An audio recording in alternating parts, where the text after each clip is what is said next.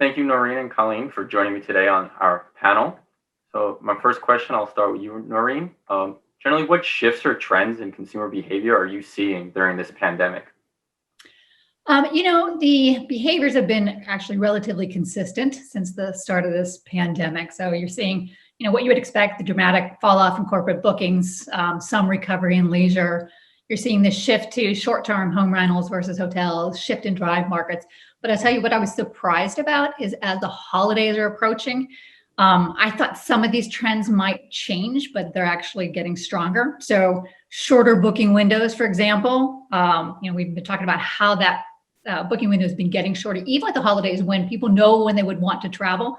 People are waiting to the last minute to actually book. The other thing we're seeing is this continued shift from urban markets to non-urban markets, again, even in the holidays. I took a look this morning on our top 10 destinations for Christmas, and normally you see New York and Los Angeles there. Now it's, again, all about mountains and beach destinations. People are actually using this holiday time instead of traveling home to spend time with the big family and lots of people all gathering under one roof. They are taking vacations, which I think is good for all of us in our industry. Yes, I think everyone probably needs a nice long vacation once it's really safe to travel. Colleen, since the holidays are very timely right now, what are kind of behaviors or scheduling shifts you're seeing that maybe brands should really plan for? Yeah, so on the holiday piece, we know that people are looking forward to travel. We look at hashtags around holidays 2020 and actually see associated hashtags are I want to travel or travel after COVID-19. So we see brands leaning into that and giving people gift cards to travel. So people can anticipate travel in the future. If you have a family member who's been dreaming about going to Greece, giving them that gift card really gives them the license to start planning travel. We also see some brands experimenting with their retail items. So selling their bedding, selling toiletries to help people get back into that mode of remembering their times of travel. And also seeing brands lean into virtual experiences. I recently attended Open Table's Back of the House virtual cooking experience, which was a total blast. And we can see heading up to the holidays, that being a way that families choose to come together while still interacting with travel brands. We also know that people are really keen to get discounts and sales in today's economy. And so we're working with a number of brands who are going to focus on Cyber Monday, focus on Travel Tuesday. And then the last piece that I'll call out is historically, we have seen that our auction is really efficient in the time period between Christmas and New Year's. It's a time period that we call Q5. And so really encourage brands to think about that time as a way to get their message out while people are spending a lot of time online in between those two important holidays. Yeah, generally we would be all planning to visit our family. This is like the number one, Thanksgiving being the number one holiday of the year. So it's kind of really upending a lot of things we do. I'll just start with you on this one, Colleen. So have you actually seen any silver linings and how travel behaviors may have shifted? I know Noreen mentioned kind of like staycations or the mountains, drive trips. Have you seen any on your end as well? Yeah, I think there's a silver lining in the focus on staycations and drive-to trips. A superpower that the travel industry has is how they power local economies. And within this pandemic, we've seen really a resurgence in the responsibility that people feel towards their local community, towards their local economy. We know that 1 in 2 people intend to spend or prefer spending with suppliers that have locally sourced goods, even if that means that they're going to be paying a little bit more. I recently needed a change of scenery for my workday, and I went to a local hotel for my workday, and it was really productive to be in a different space, but also really fulfilling because I knew that I was supporting one of those local businesses. And so I think there's a silver lining here where, as I said, this is a superpower of the travel industry and really an opportunity with staycations, with drive-to travel for brands to lean into people's desire to support local communities, local economies, and to bring that to life in their marketing. That's a very timely piece. And Noreen, I'll go right to you. Yeah. So I was kind of going to build on some of what Colleen had said there. So we're seeing the same things in our data, obviously, here with local travel. And what I think is interesting, and I've got a slide that actually explains a little bit of this, is I'd mentioned before, while travel to big urban destinations is going down, there are still people who are traveling there, and it's those who can drive and get to there locally. So I've got some data here that shows, travelers to major cities like New York, Paris, and Tokyo.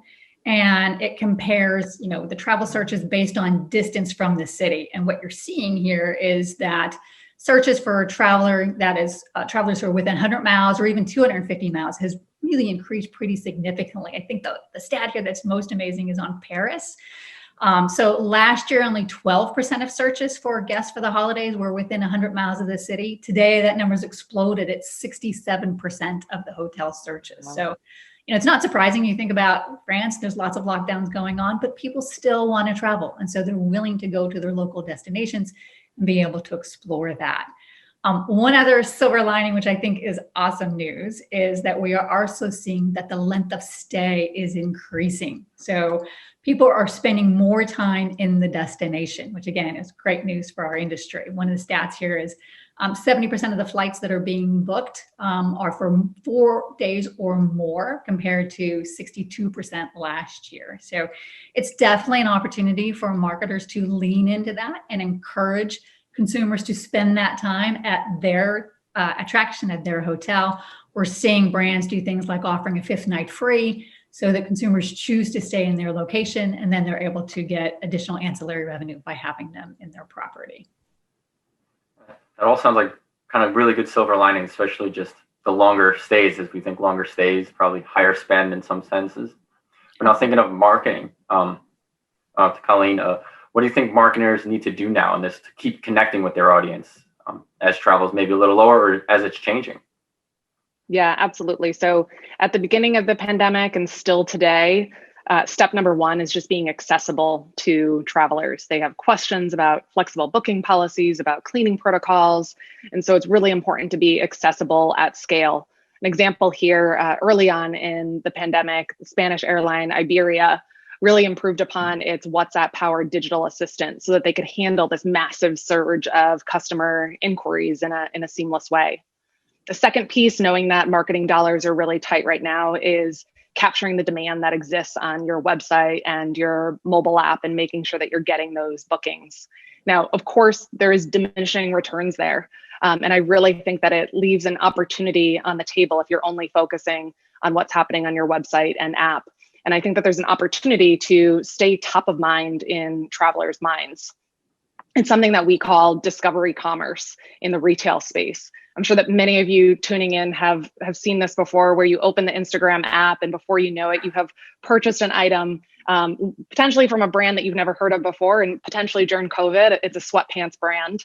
But it's really about the perfect product, finding the right person, and likely a product that they weren't even looking for previously. And this same thing happens within travel. Serendipitous booking, where someone sees a photo from a friend or a video from a brand, and it plants this seed that then leads to a trip to a destination that they hadn't previously considered. And so I think the opportunity there for brands during this pandemic is to make sure that they're still remaining in that consideration set in travelers' minds, be it a destination, be it a brand, so that when people get back to travel, they're really taking advantage of this opportunity to shift share from other destinations and providers. I couldn't agree more. So I would echo everything that Colleen had said, and let me add a little bit to it. I think there's some other things that brands should consider.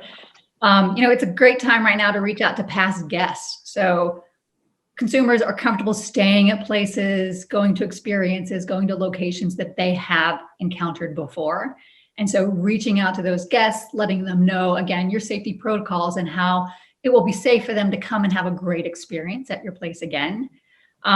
It's also a really great opportunity to leverage local partnerships to drive that demand. So reach out, if you're a hotel, for example, reach out to the attractions that are in your destination, reach out to your DMO. How can you together help drive demand to your location? There's programs out there. Sojern has one called Co-op, Digital Co-op Marketing. And so it's a great way for brands to stretch their marketing dollars by pulling those dollars together to really drive demand for their locations. And the last thing I would say, this is, again, part of what Colleen recommended, but it's really, go digital, go mobile, go multi-channel. You need to be where the consumers are. They are shopping, they are booking all across channels, all across devices. And that booking window is shorter. So it's really important to be on all the time and make sure that you've got the right messaging that can resonate with them. It all sounds very interesting, especially that about kind of reconnecting with your past traveler. I think a lot of people forget that travel audiences, we know who are our guests, who booked with us. So kind of that's really interesting. Colleen, do you see any kind of like audience groups that are really perking up in like different searches for travel searches on the different platforms Facebook has? Yeah, so I'll start just by saying the instability of this pandemic, where of course there are starts and stops happening across markets all the time. And so as a result, we're going to see a shift in the audiences that are spiking the most. But I think there's really three key personas that we've seen remain consistent. The first is those who are currently separated from loved ones and really just feel the need to reconnect with them. I went on a road trip to Nashville to visit family because we had been disconnected for a really long time and we're over connecting on Zoom. The second bucket is what we may call bucket listers. And so these are the people who have seen through this pandemic just how important travel is to their personal well-being. And so they're finding ways to travel safely. And they're also finding some destinations that are less busy than they typically would be. And so they're having a different experience by going now. And then the third bucket would be people who have previously canceled their trips. They have this money, this credit that is just itching, and they're going to get back there and travel. And so I really encourage brands to think about those three audiences and how they can tap into those motivations and test different creative around them to really resonate and break through. I really like how you divided those categories. You know, it's really less about demographics like millennials, exactly, families, et cetera. And it's really about someone's intent to travel and what are the reasons that are driving that intent. And then it's identifying those who want to travel, whether it's based on, cancellations or whether it's searches that we're seeing them conducting. So, with Sojern, we've got access to all of this search and booking data. And so we're able to identify those consumers who have that intent to travel. And it's about marketing to them so that you can capture them and make sure that they come to your location and your facility. I love completely. Just a quick add on that, because I completely agree with Noreen. And something that we've seen brands experimenting much more with is just creative agility. I think pre-pandemic, you'd see them spend so much time on a given piece of creative for it to launch, and they just don't have that luxury today. And so we see brands moving much more nimbly with their creative, doing a lot of A/B testing to see what's resonating, and also exploring some creative partners, so third parties that can help them move more quickly rather than relying solely on their in-house teams to build that creative. I just have to add on to that. Like, we absolutely agree. We're constantly doing A/B testing on messaging, and it's been fascinating to me how the messaging has changed throughout this pandemic. And it's also different by regions based on what each location is experiencing, and lockdown, the whole messaging was stay safe, inspired, travel later. Then it was really all about the safety protocols and the flexible cancellation. Now people want inspired. You've heard it, people want to take vacations, but they want to know that they can do it safely. And so the messaging continues to evolve, and you have to be on top of it and understand what resonates at any given moment. Just staying on this like messaging and emotional kind of tracks, like does the messaging need to shift depending on the platform that someone's engaging with their consumer? I'll start with you, Noreen, since you brought up the messaging. Yeah, it's less about the platform. It's more about making sure that your format works in those different channels. And so, the messaging tends to be consistent, based on what your intent is and what is going on. But how do you display that? How does it resonate with the user? What images are you using? Are you using images that don't have groups, that show people in the outdoors, et cetera? So it's more that than the actual messaging. Yeah, and just to build on that, completely agree. Message is going to be the same across platforms. However, really important to tweak the creative format itself based on the device. So mobile is something that we work a ton with our partners on to make sure that they are building the creative for mobile first. This includes things like vertical video, shorter video. People aren't going to watch a full 30-second video on their mobile device. Really upending the story arc. If you watch a traditional TV commercial, the big moment happens at the end. Well, people aren't going to hang around until the end of a 30 seconds. So how do you bring that to the very front, the climax in the beginning, so people are motivated to stop and learn a bit more? Really good advice. And that kind of leans into, Mark, I think I was talking with you earlier, there's this whole shift more to mobile basically during the pandemic. Before the pandemic, you definitely saw people searching for travel on mobile, but they tended to book on desktop. Now, they are staying on that mobile and they are doing bookings. And we've got a slide here that shows how that has been increasing quarter over quarter. So it's really important for brands to understand their experience on mobile, all the way from marketing through the booking. You need to make sure it's smooth, that it's efficient, and that consumers will stay with you all the way through to be able to make that booking.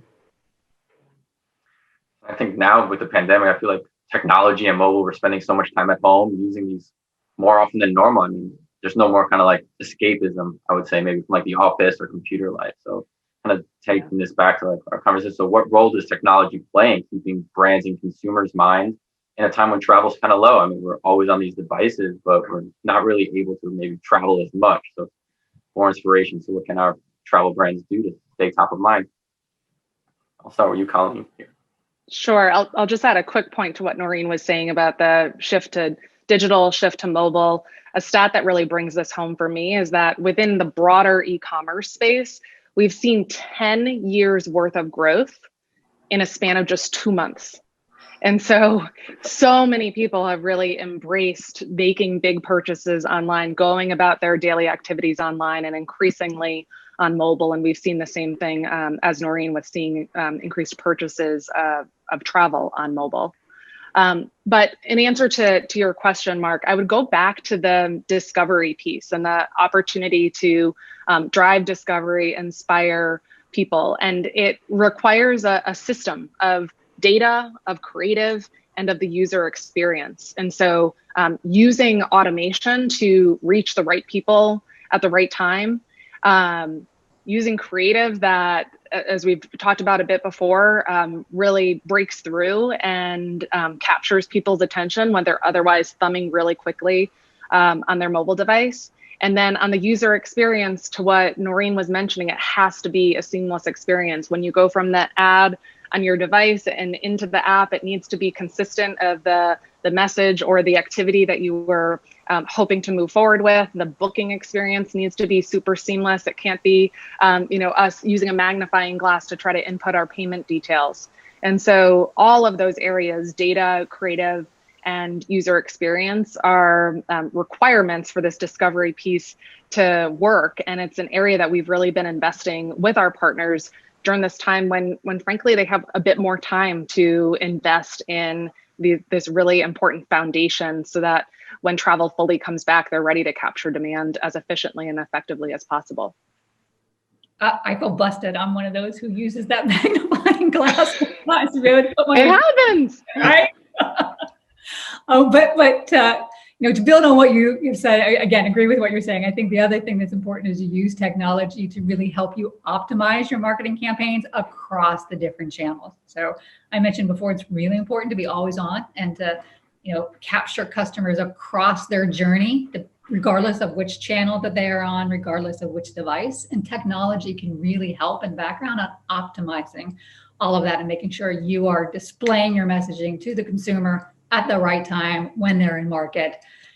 At Sojern, we measure constantly, the effectiveness of the different channels, and it really depends upon the user. Some users are going to interact more with Facebook. Some are going to interact, via search.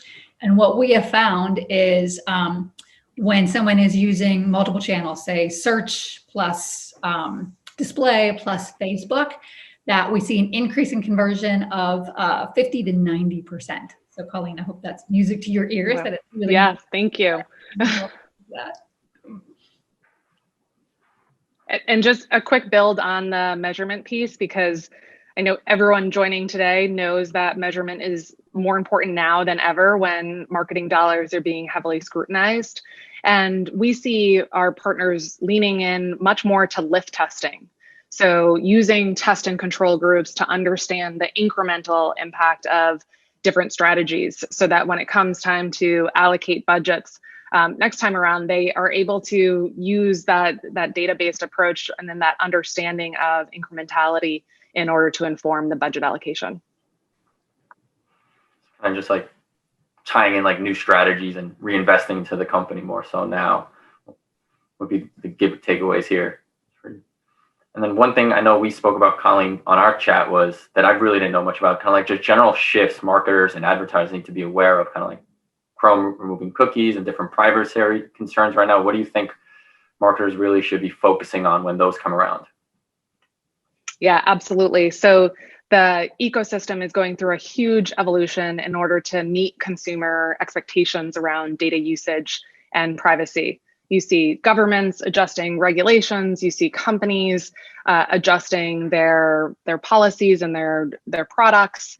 And this is really upending a lot of the advertising tools that businesses have relied on to reach customers. And so they're having to rethink this.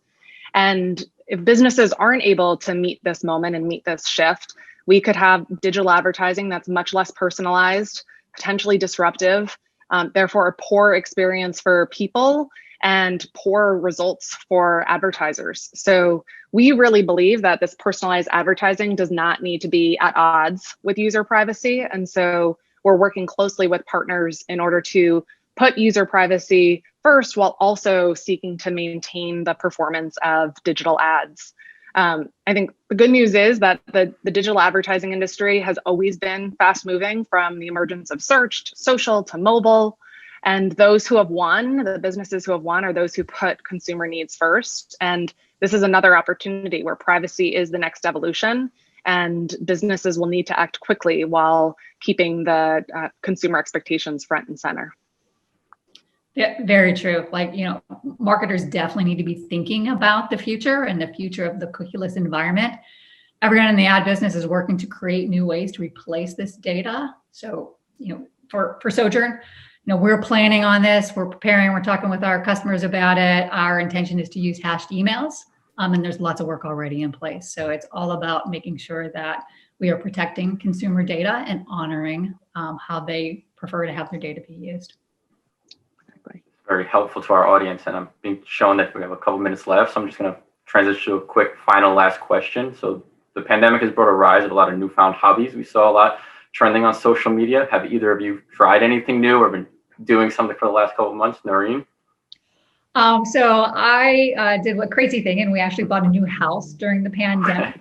And it's a bit more of a fixer-upper than I had thought. My husband bought it, and I wasn't there in person to buy it because of the pandemic. But anyway, we are do-it-yourselfers, and so I'm spending every weekend working on fixing up the house. So lots of painting going on, lots of refinishing of cabinets, and I have to say I'm actually having a great time at it. That sounds like a lot of fun. I am a new mom, so I had a baby at the beginning of the pandemic, and my hobbies therefore include changing diapers and enjoying the funny faces that he has when he's introduced to new foods. And a pleasant surprise has been that he's pretty open to road trips. So we've been able to take quite a few. And I really just look forward to when we can be back and traveling at our regular pace so he can meet all of our friends and family that unfortunately he's only met via Zoom. Oh, that's a great way to spend your time. Mark, what's your new? Love it. My new, I did fall into the bread baking. I was always a baker before this, but I focused mostly on desserts. But I guess bread was kind of something new that I've been trying. It's been a lot of fun. Nice. Good for you. So thank you, Noreen and Colleen, for joining me today. I think that's the end of our chat. All right. Thanks for having us. Appreciate being on.